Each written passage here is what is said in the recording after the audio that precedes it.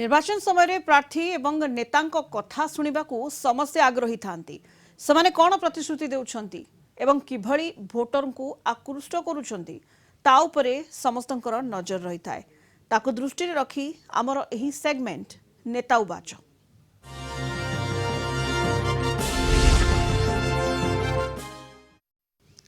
ब्रह्मपुर विधानसभा आसन में नुआ समीकरण ब्रह्मपुर विधायक विक्रम पंडा गोपालपुर बीजेडी टिकेट रे निर्वाचन लड़ुंट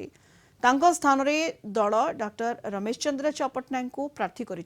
कांग्रेस रु दीपक पट्टनायक बीजेपी रु के अनिल कुमार आम आदमी पार्टी रु सुभाष राउत निर्वाचन लड़ुंट स्वाधीन प्रार्थी रूपे शिवशंकर दास पुणी थे मैदान को ओह्लाई जितिबा समस्ते निज निज स्टाइल रे चलाई प्रचार। आसंतु सुनिबा निर्वाचन नहीं प्रमुख राजनीतिक दलर नेता मानकर कौन रही रणनीति। विभिन्न रोड उन्नति होती किंतु केतरा छोट छोट रोड गुड़ाक है सहित पुलिस कमिशनरेट जोटा कि प्रस्ताव थिला कार्यक्रम करूँ ता सहित ये आम विशेषतः बुलला बेले जो समस्या लोक शुणीचु मतलब गेट बाजार पाखे जो फ्लाईओवर गोटे हम जहाँ लोक दाबी अच्छी आम कार्य करूँ। एमकेसीजी हॉस्पिटल सफिशिएंट बेड ना कि स्टाफ ना डॉक्टर्स ना सेटा फास्ट ने आज्ञा तापर बड़ बाजार एंड बरहमपुर टाउन रे जो ट्रैफिक समस्या अच्छी से हटाइबा चेष्टा करी आज्ञा जो देखु खलेड कॉलेज पूर्वतन कॉलेज रे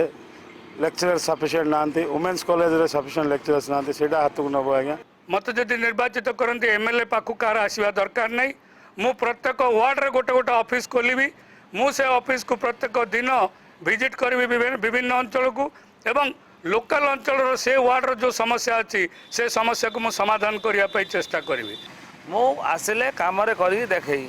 आ मुख्य रहा मोर गरीब लोक जो अव्यवस्था हो घर द्वार लोके जो रास्ता कड़े शोचती ब्रह्मपुरवासी प्राय बहुत देखिए तांके बासिंदा हेले मध्य ब्रह्मपुर सहर घर द्वार भांगी बहुत जगह देखिली विभिन्न जगह जा देखिली गोटे गोटे घर गरीब लोक जे खटिकिया लेबर श्रेणी लोक 35,000 40,000 50,000 टाँग इलेक्ट्रिक बिल अच्छे से छाड़ करने मोर दाबी रही हाईकोर्टर सर्किट बेंच गोटे मुख्य दाबी रही बाद एयरपोर्ट रही गोपालपुर बंदर को रेगुलर बंदर करके आईटी हब करने आईटी हब कर बहुत किसी रोजगार सृष्टि करने लक्ष्य अच्छे आमर ये बहुत गुड़े आमर तो निज आम आदमी पार्टी मुख्य मुद्दा हूँ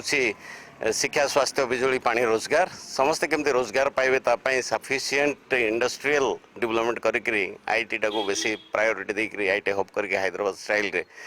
करने लक्ष्य रखीचु।